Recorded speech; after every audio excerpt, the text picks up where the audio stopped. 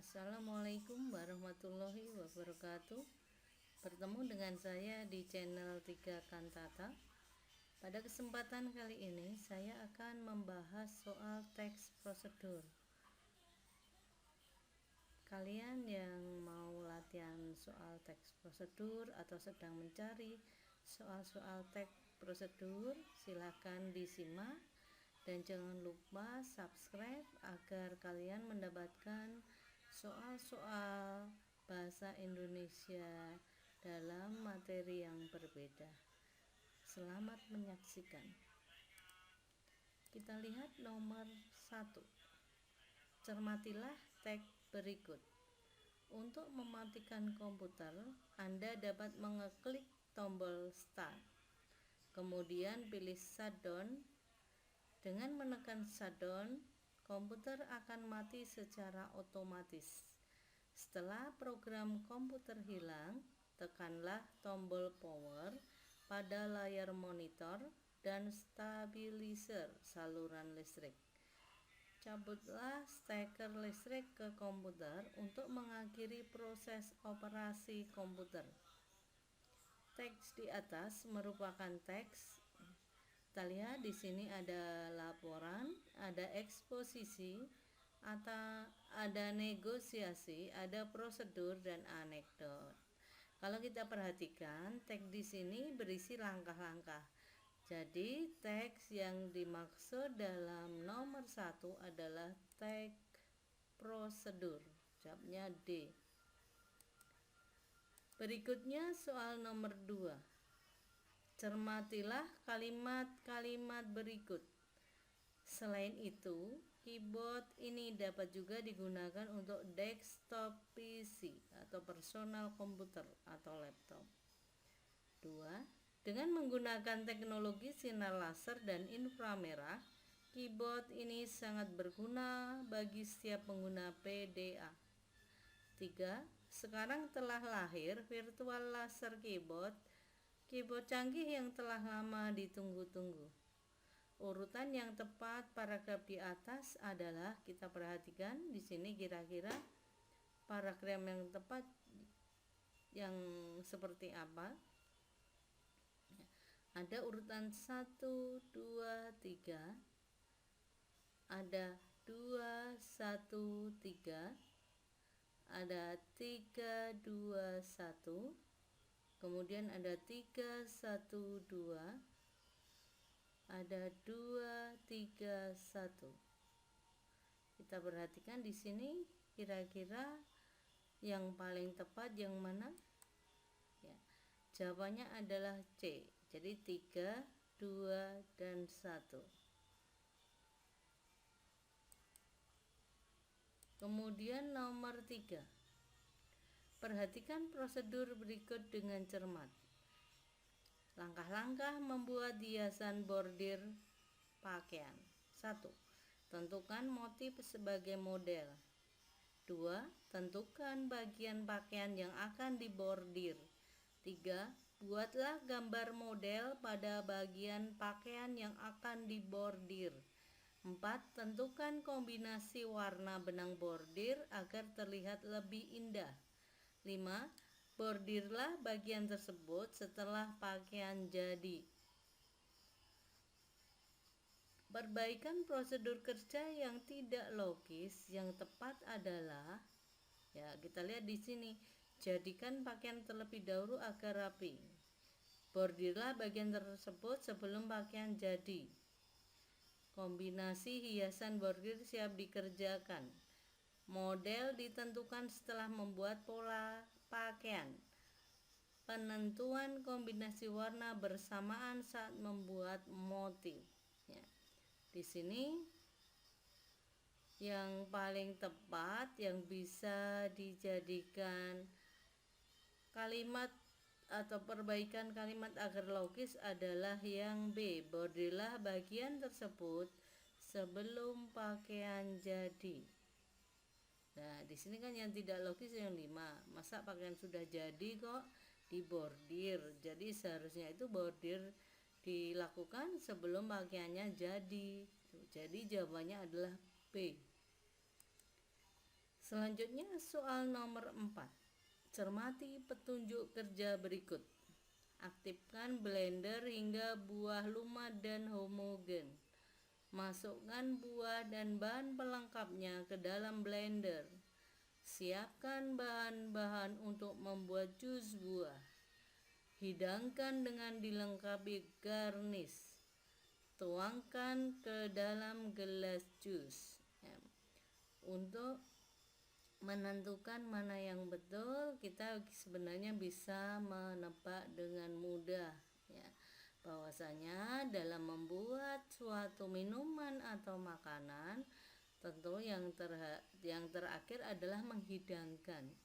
Jadi di sini kita lihat hidangkan kan ada di 4, kebetulan di sini hanya ada 1 yang berakhir 4. Jadi dengan mudah kita bisa menebak bahwasanya jawabannya adalah C.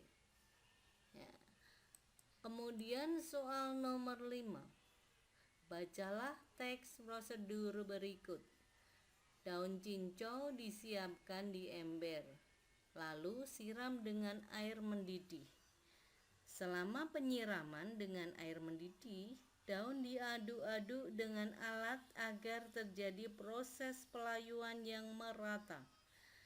Air mendidih ini akan membuat daun yang semula keras dan kaku menjadi lemah dan tidak mengkilat. Air panas juga membantu proses penguapan sehingga mengurangi aroma daun cincau.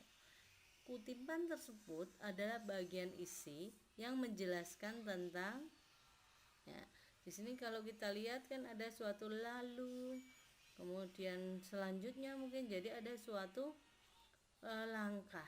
Jadi yang paling tepat adalah C, salah satu langkah pembuatan cincau. Soal nomor 6.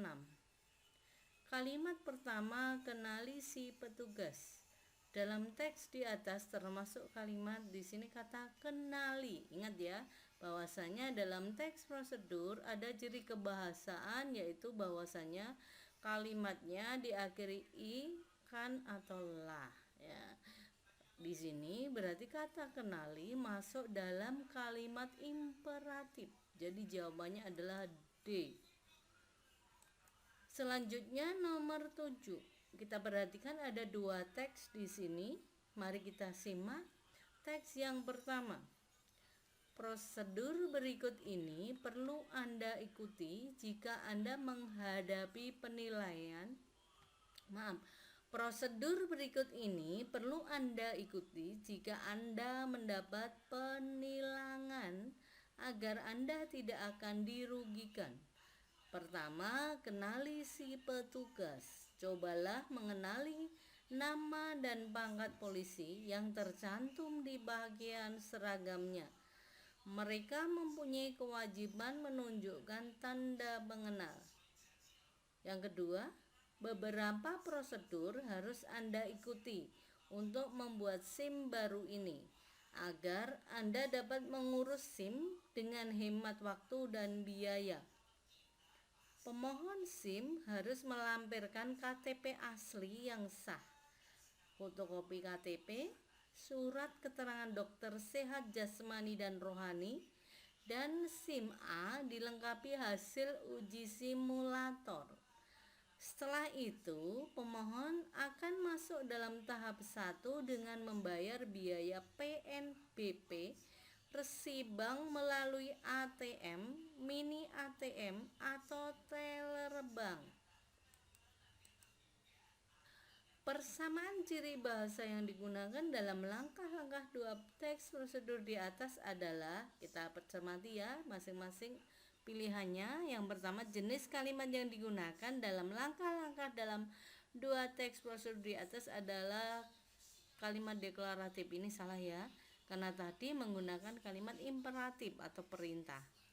Kemudian yang B, partisipan manusia yang digunakan dalam langkah-langkah dalam 2 teks prosedur di atas sama, yaitu pronomina Anda. Jadi partisipan itu orang yang terlibat. Pronomina itu kata ganti orang. Ya, jadi di sini dinyatakan bahwa dua-duanya menggunakan kata Anda. Kita lihat yang C dulu. Konjungsi temporal yang digunakan dalam langkah-langkah dalam dua teks prosedur di atas sama, itu konjungsi pertama. Berbeda tentunya ya di sini tadi contohnya. Jenis kalimat yang digunakan dalam langkah-langkah dalam dua teks prosedur di atas yaitu interrogatif. Ini salah. Jenis kalimat yang digunakan dalam langkah-langkah dalam dua teks prosedur di atas yaitu imperatif. Ya. Jenis kalimat yang digunakan dalam langkah-langkah dalam dua teks prosedur di atas adalah imperatif. Kita lihat lagi ya.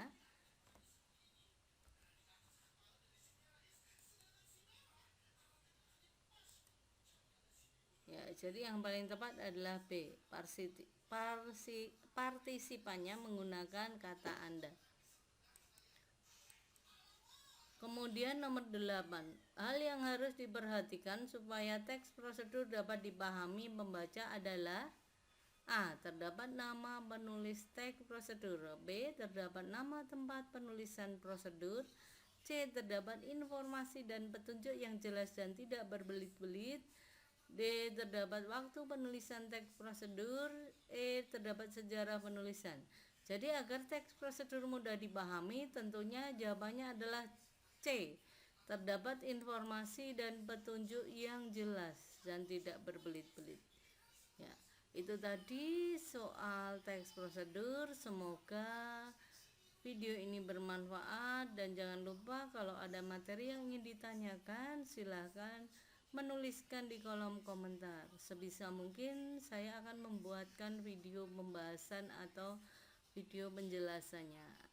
Akhir kata, wassalamualaikum warahmatullahi wabarakatuh.